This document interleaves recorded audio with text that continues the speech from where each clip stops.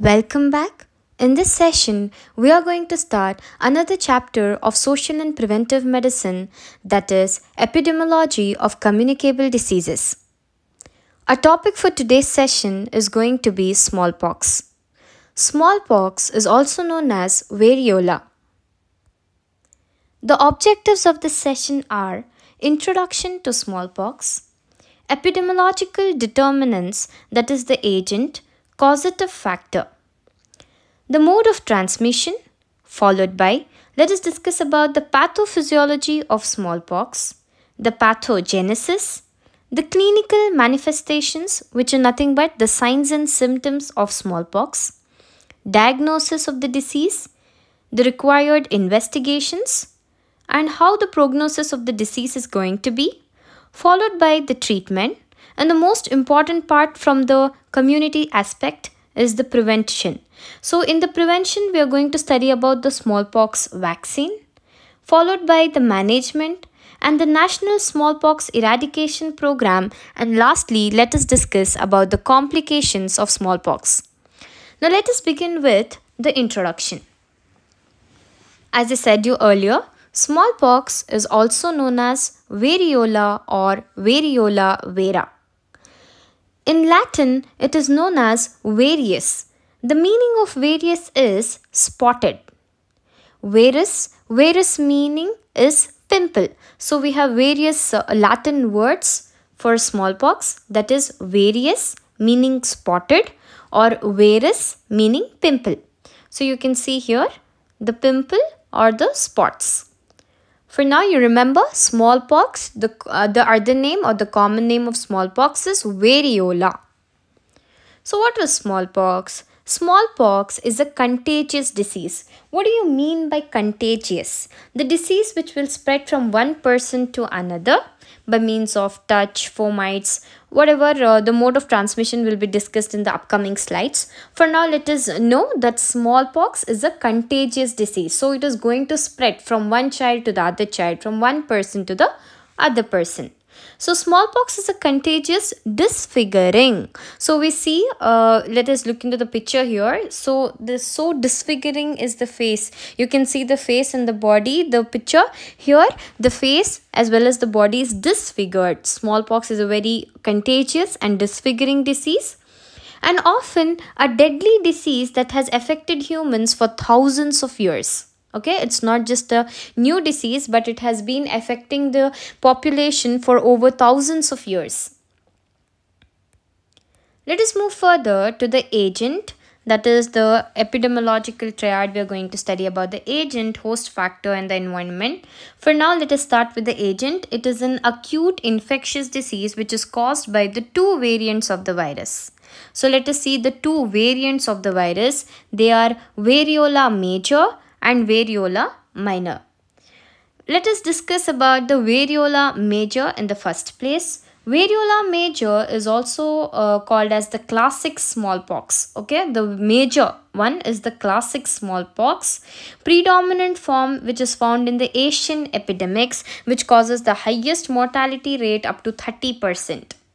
Whereas the variola minor will cause a milder disease. Major is going to cause the classic form of smallpox, whereas the minor one is going to form a milder disease. You can see milder.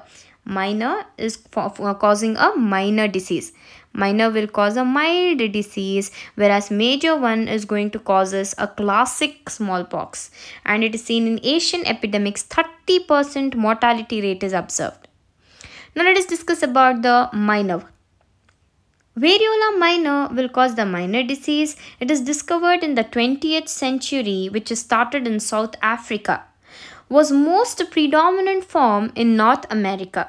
So we see these geographical distribution. The smallpox, variola minor smallpox, was started in South Africa and was predominantly found in North America. So what is the causative factor? What you're going to remember? The agent is the virus. What virus? Variola virus. Variola virus, two types. Variola major, variola minor. So the causative factor about the variola virus, let us discuss about the variola virus. You can see in the picture here the variola virus. It belongs to the genus Orthopox virus and family Poxviridae, subfamily Cordopoxvirinae. It is a single linear double-stranded DNA molecule. You can see in the picture here, it is a single linear double-stranded DNA. Okay, DNA molecules are present, not RNA. A virus which is containing DNA molecules here, and they will replicate in the cell cytoplasm. It is shaped like bricks and measures about 300 into 200 nanometer in size. You can see here, they are shaped like bricks. Okay, and the measurement 300 into 200 nanometer in size. Clear? So we studied about the variola virus here. It is a single linear double-stranded DNA molecule and it is replicating in the cell cytoplasm. Shape, brick shaped. Measure, we know 300 into 200 nanometer in size. So let us move further to the incubation period. What do you mean by incubation period? The period, okay, the entry of the virus, the period between the entry, okay, the entry of the virus into the human host up till the period, till the signs and symptoms the person shows up with, okay, till the patient comes up with the signs and symptoms, the clinical manifestations will show up. The period from the entry to the manifestations of the clinical symptoms is nothing but the incubation period. So how long does it take for the virus to enter into the body and perform all its pathogenesis and show up the signs and symptoms? In cases of variola virus or smallpox is 12 to 14 days. On an average, when we take the range, it is ranging from 7 to 17 days. For an example, if a child or a adult gets infected with the variola virus, it is transmitting from one person to other person. The other person will take up to 7 to 17 days on an average to show up the signs and symptoms. You can see here double-stranded DNA molecule. Moving further to the types. So what are the two types we studied? We had the virus were of two types: variola major virus, variola minor virus. Variola major was causing the classic form of smallpox, whereas the minor one was causing a milder form of a smallpox. So let us discuss about the types now.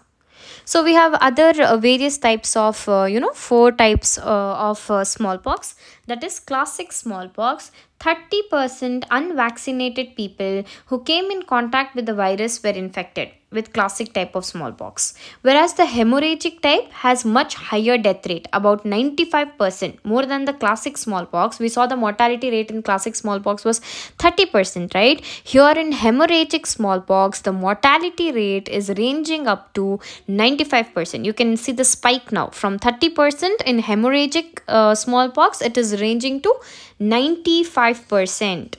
And it is leading to death more quickly. Moving further to the next type, we have malignant type. Malignant type, we have flat forms of smallpox which are affected 6% of the population and evolved at slower rate than the classic type of smallpox. But the death rate is 100%. Are you understanding? Here, it is a flat form of smallpox. There is no elevation. The pustules or whatever the papules, what we are going to study further, here they are not elevated, they are flat forms of smallpox. They are affecting 6% of the population, malignant type. Okay, 100% death rate. 100% death rate. So death rates, what did we see? 30% in classic, 95% in hemorrhagic, whereas in malignant the death rate is sure to be 100%. And it is evolving slower than the classic type of smallpox. But the evolution, that is the formation of the disease, the progression of the disease is going to be quite slow compared to that of classic form. Okay, let us move further. Moving further to the next type, that is modified form of smallpox. Modified form of smallpox or the variety of variola essentially affected the people who were vaccinated. Classic affected the people who were unvaccinated people, whereas the modified form affected those who were already vaccinated, yet they were affected with the smallpox, that is the modified form of smallpox. About the hemorrhagic, we know 95% mortality rate. And malignant, we saw 100% mortality rate, flat form of smallpox affecting 6% of the population, and it is evolving slower than that of a classic smallpox. When was the first case of smallpox detected? First certain evidence was from the mummified remains of Ramses. So we see in Ramses in 1157 BC, we found the smallpox, variola smallpox. The first case was detected, evidence in a mummified body of Ramses.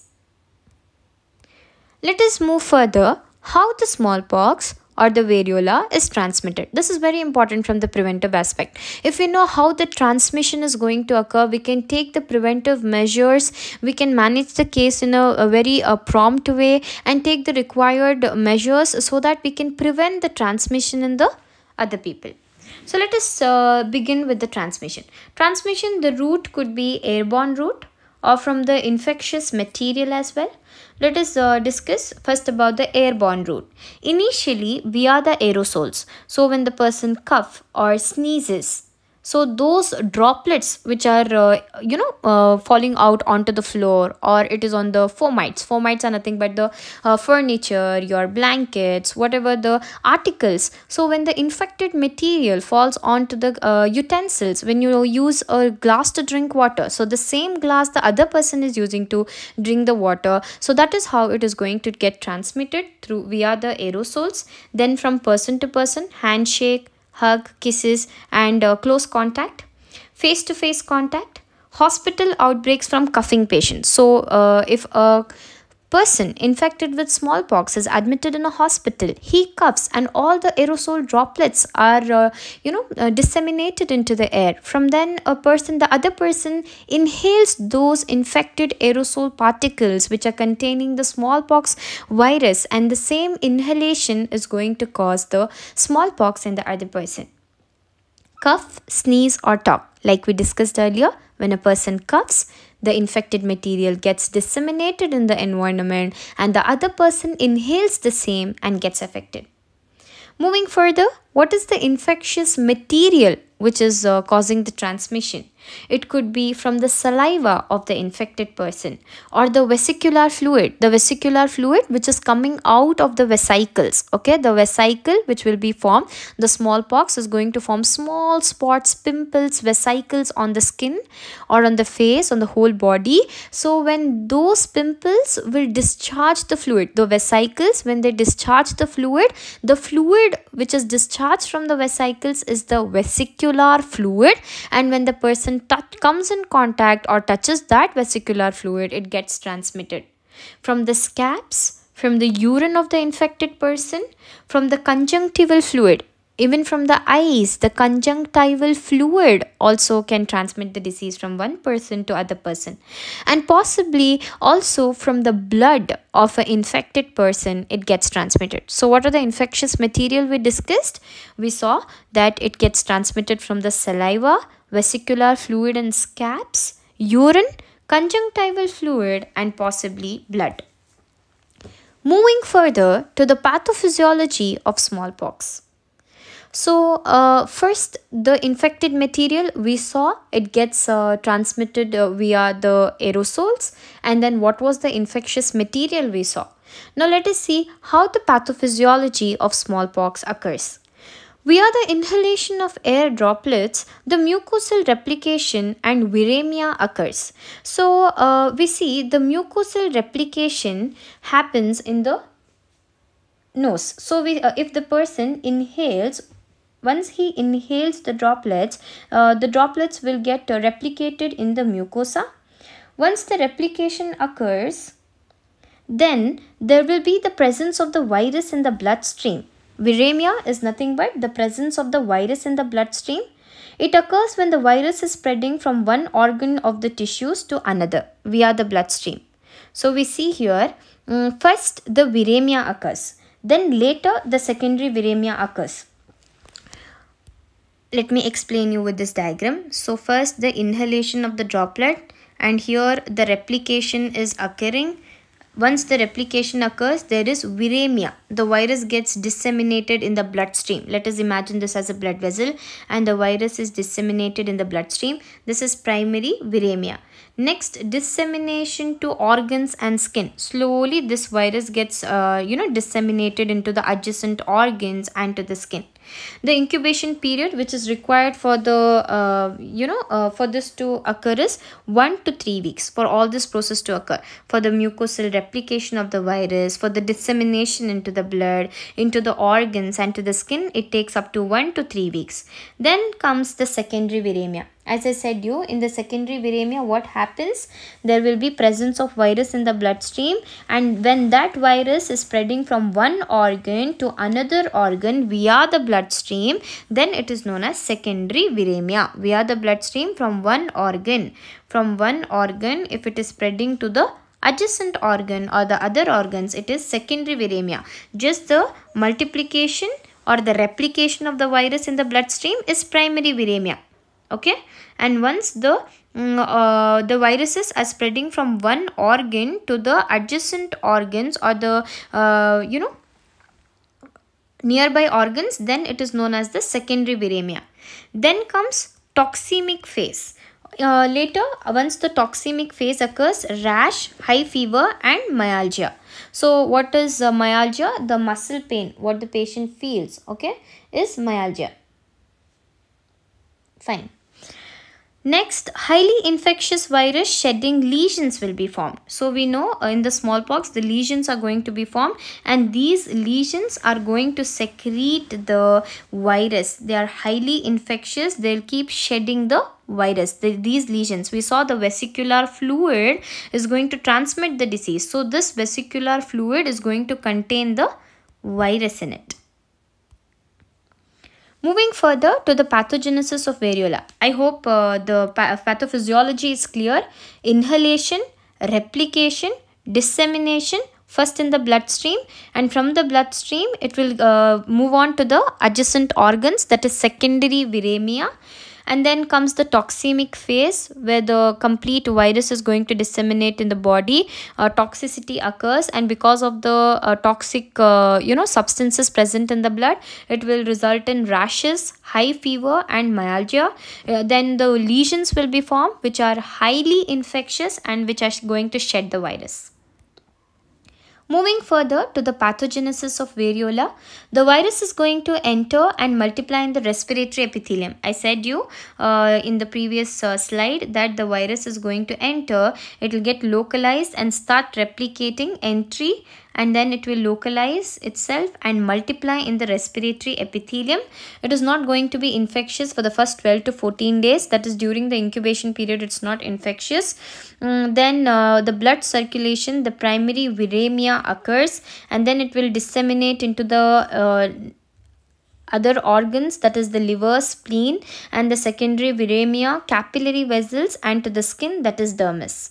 And during this phase, it is going to be very infectious. Once it spread into the capillary vessels and comes to the dermis and forms the lesions, then those lesions are going to be highly infectious. During this phase, it is infectious. During the primary and secondary viremic phase, it is not infectious. Now let us see, on the dermis, it is first going to form a macule, followed by macule, it is going to form a papule. Later, it is going to turn into the vesicle, pistule and crust. Okay, I'll make a separate video on the basics of skin when we deal with the medicine part, that is the skin and the infectious diseases, or I will make a separate video where I will explain you what is a macule, papule, vesicle, pistule, and what is this cap, crust and all that. Okay. For now, let's not go deep into the medicine. Remember, first it is going to form a macule, followed by papule, vesicle, pistule and crust. It will multiply in the mouth and the dermis. Even it will enter into the deep layers of the skin, into the dermis, and it will multiply there, forming rashes. Okay, that is the entry. It is spreading primary into the bloodstream, and then into the secondary into the organs, spread primary or secondary viremia, and then it will affect the internal organs, especially the lungs and the other skin lesions it is going to form. Occasionally lesions can also affect on the face, on the genitals, and then Skin is going to be the main site of infection, and rarely the generalized disease, okay, which is affecting the brain, that is encephalitis, can also occur. That is inflammation of the brain tissues, okay. The localized human cowpox example, okay, fever, headache, backache. The person is going to have myalgia, fever, rashes, headache, backache. The generalized symptoms of fever will be there. Clear? I hope the pathogenesis is clear. It is similar to the pathophysiology. Only thing is, it is going to enter which are the organs which are affected. The secondary organs here, they have mentioned about the liver, the spleen, in the skin, the capillary vessels and the dermis. How is it going to form? It will form a macule, turn into a papiole, vesicle, pistule and a crust. Moving further to the most important aspect, that is the clinical features. What are the signs and symptoms the patient is going to come up with? Then, so let us see what's going to happen when a patient enters into your clinic. How are you going to diagnose it to be a smallpox? So when we study the clinical features, we will have an idea how to diagnose a case as to be a smallpox. So the person is going to come up with fever and overall discomfort, and headache will be there. So these are the common symptoms, that is fever, headache, fatigue, discomfort, severe back pain. He'll also come up with vomiting. Few days later, the flat red spots are going to appear. Initially, common symptoms. The common symptoms like fever, headache, fatigue, backache, vomiting, discomfort, and later flat red spots will appear. And very important, the localization of the spots, where the spots are going to occur in the first place and how the spots are proceeding, is the most important factor which will help us to differentiate smallpox from the other diseases. In cases of smallpox, the spots are first going to appear on your face. First on your face, on the patient's face, followed by the hands and the forearm, and then the trunk. You can see face. You have to remember always, you can remember the Hahnemannian anatomical classification to remember it. From head to toe it begins. So the smallpox, just to have an idea and not to forget about it, I'm just giving you a clue to remember that smallpox begins on the face and it will move further and enter into the hands and then the forearm followed by the trunk. Clear? Face, okay, face, hands, okay, hands, forearm and the trunk. Okay. Moving further, how does it spread? Within a day or a two, many of these lesions are going to form small blisters which are filled with a clear fluid. First, the fluid, the collection of the fluid is going to be clear. Once the clear fluid is formed, later it will turn into pus. After the formation of pus, the scabs are begin to form in 8 to 9 days later. Eventually, the scabs will fall off, leaving a deep pitted scar. So why did we say it as a disfiguring disease? Smallpox is a disfiguring disease because it is going to leave a deep pitted scars on the patient. Lesions also will develop in the mucosa membranes of your nose, mouth. Quickly, they will turn into sores that will break open. You can see in the picture here, the lesions, initially small blister filled with clear fluid. Later, there's formation of pus, and 8 to 9 days later, these lesions are going to form scabs and fall off, leaving a deep pitted scar. You can see here, the lesions which have formed pus here, and surrounding area also is reddish. So we can see here inflamed areas and we have this vesicles filled with pus. These are the pictures to remember. Okay, smallpox, it begins on the face. It moves further on your hands, forearm and trunk. And you can see here, initially it will form clear fluid. The blisters containing clear fluid, followed by the blisters will be filled with pus. Moving further to the diagnosis. So guys, is it clear how are you going to diagnose smallpox? If a person comes up, with fever, myalgia, headache, severe backache, vomiting, overall discomfort, and then later he'll start up with the flat red spots. The red spots will first begin on the face, moving further on the hands, forearm, trunk, and then first it's going to be clear fluid, later turning into pus, forming scabs, falls off, leaving a deep pitted scar. Moving further to the diagnosis. If someone gets smallpox, a doctor can recognize the disease because it's called a special kind of rash. The rash will show up first as a blisters on the skin, which is filled with the fluid and crust over. This might sound like chickenpox, but the blisters look very different from that of the blisters of chickenpox. So when we study about the chickenpox, you will get much more clarity how to differentiate between the smallpox and the chickenpox. So smallpox was localized in small blood vessels of the skin and in the mouth and the throat.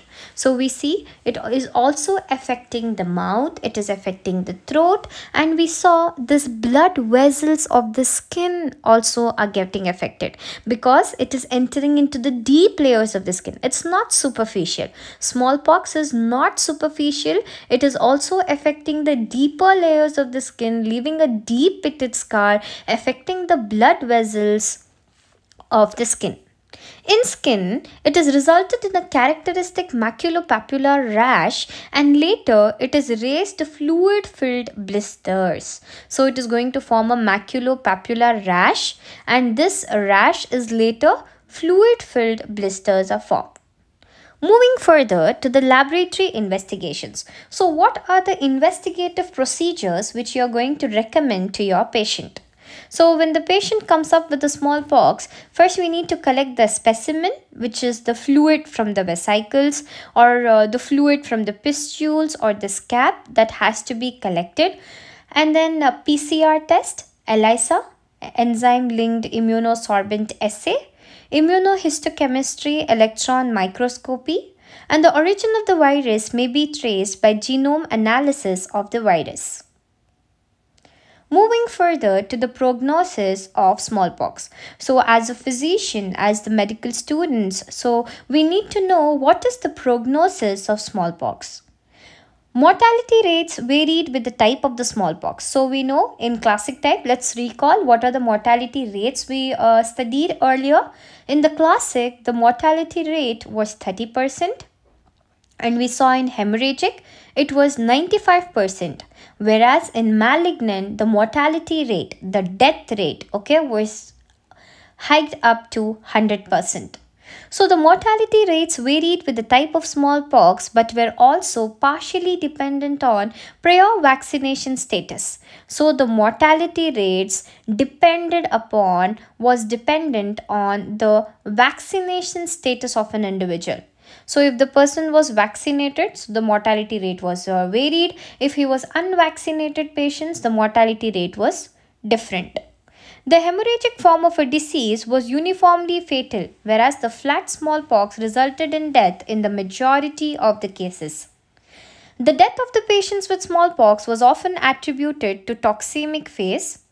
Most deaths were occurring during the second week of illness. So when the toxemia used to occur, that is the dissemination of the virus entirely, the toxic substances into the blood led to the death of the patient during the second week of an illness, and the disseminated intravascular coagulation was the most likely the culprit of hemorrhagic diatheses in hemorrhagic smallpox. So the smallpox where there was bleeding, hemorrhagic smallpox, it was of the hemorrhagic diatheses where the intravascular coagulation used to be the culprit of the disease.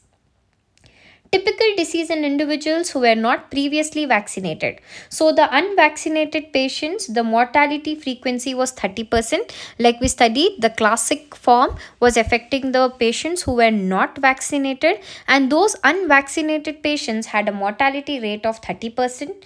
The successful vaccination resulted in a solid immunity against the disease. So this vaccination found to be very helpful in reducing the mortality rate in the people. Once the people got vaccinated, the population was vaccinated, it provided a solid immunity to them against the disease. The immunity lasted for several years and likely it conferred certain degree of protection for much longer periods.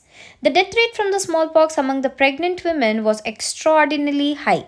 So we know smallpox during the pregnancy phase is very bad to the pregnant mother as also the fetus because it can result in congenital malformations. We have studied in our previous years when we studied the obstetrics and gynecology. We know that torch diseases and the smallpox, all sorts of infectious contagious diseases are very fatal to the baby as well as the mother.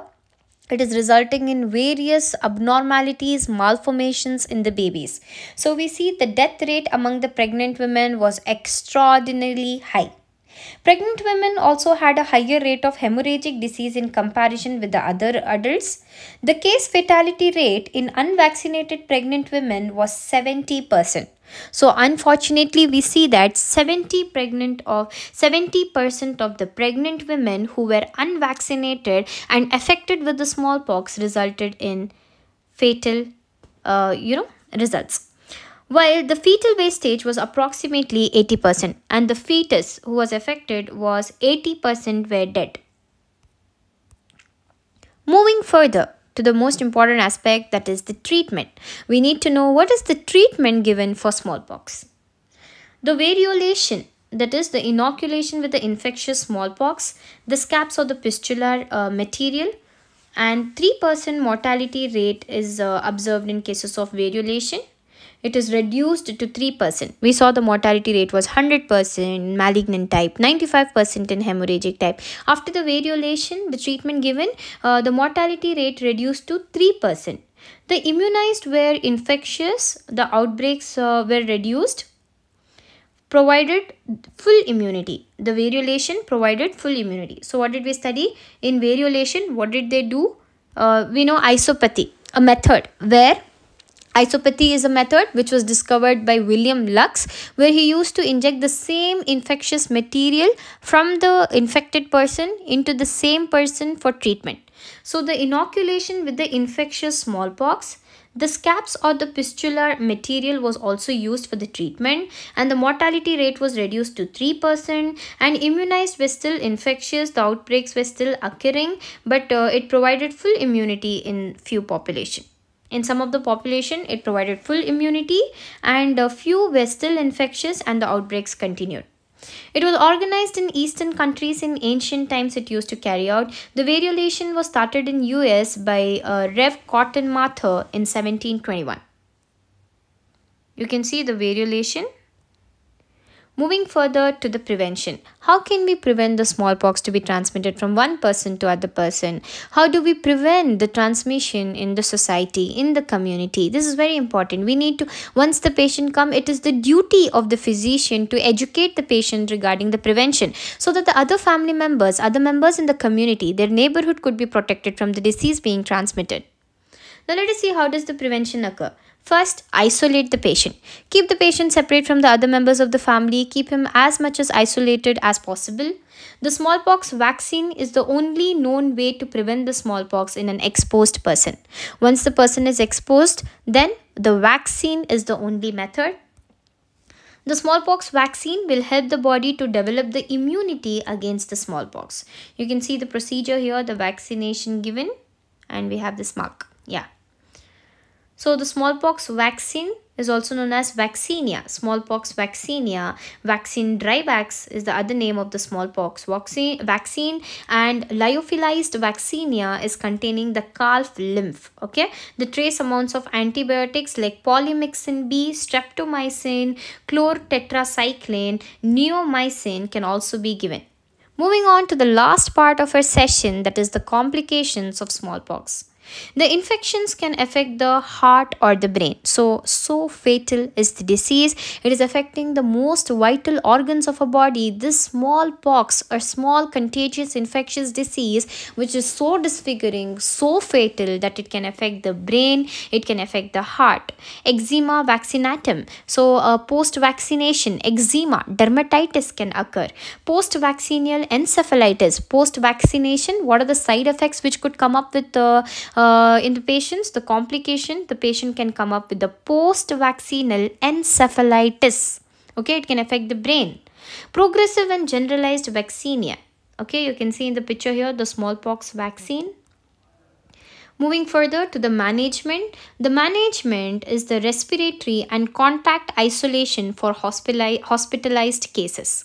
So that was the preventive part. Now let us see how we can manage the cases. We also have this program, and then we'll conclude the video, our session. Now let us move further with the management of smallpox. How do we manage the smallpox? The respiratory and contact isolation for hospitalized cases. Those hospitalized cases also need to be isolated.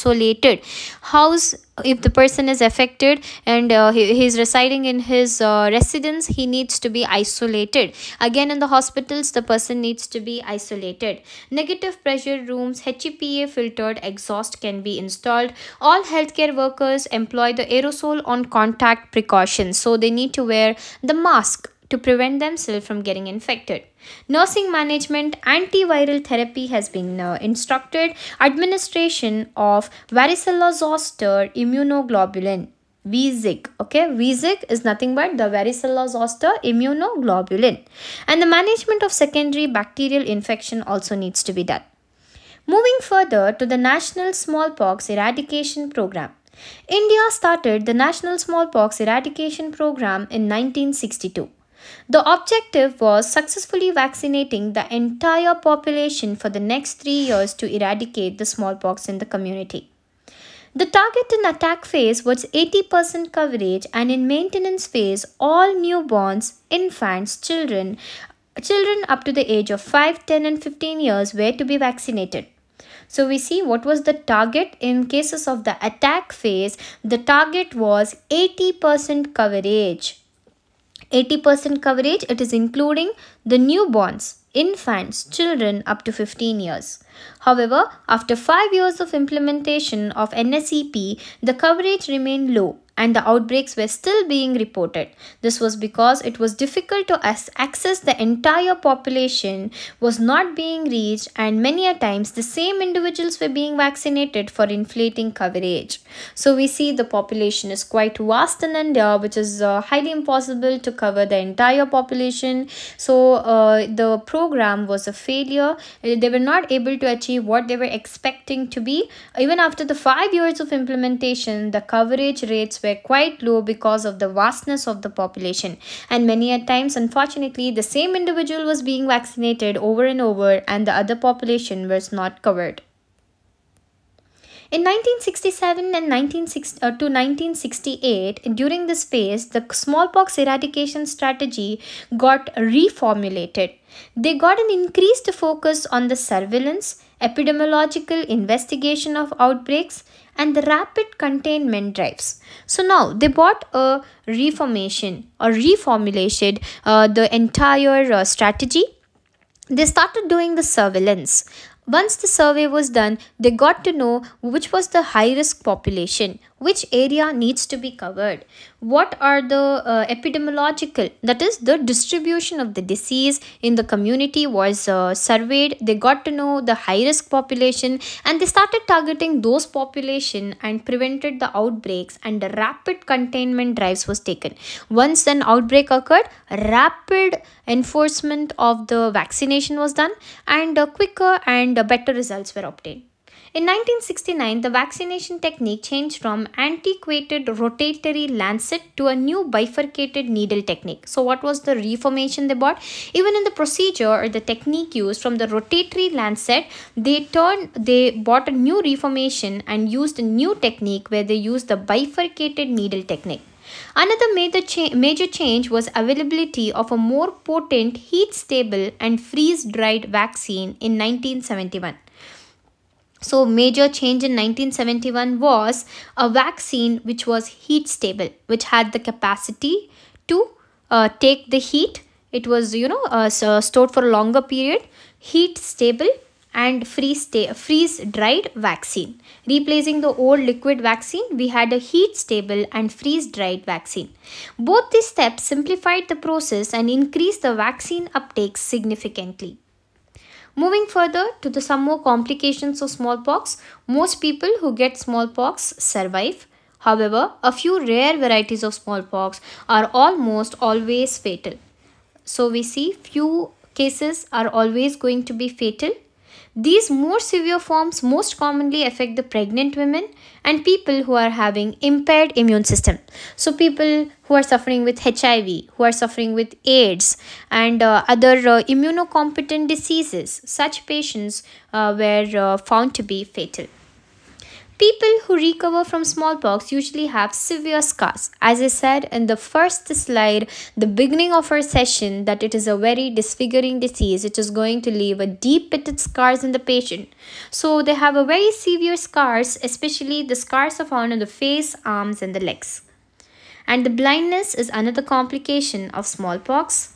And you can see the scars and the pustules here. Now we see on May 24, 1975, the last known Indian smallpox patient.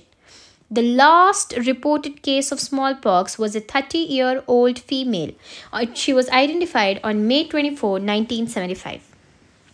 On July 5, 1975, an independent assessment of report proclaimed that there is no evidence of smallpox after 5th July 1975. In April 1977, 2 years of search and active surveillance activities confirmed that India is now free from smallpox. Smallpox is now completely eradicated in India. Thank you. With this, we come to an end of our session. I hope all the things are clear. If you have any doubts, please feel free to put them down in the comment section. And if you like my video, hit the like button and subscribe.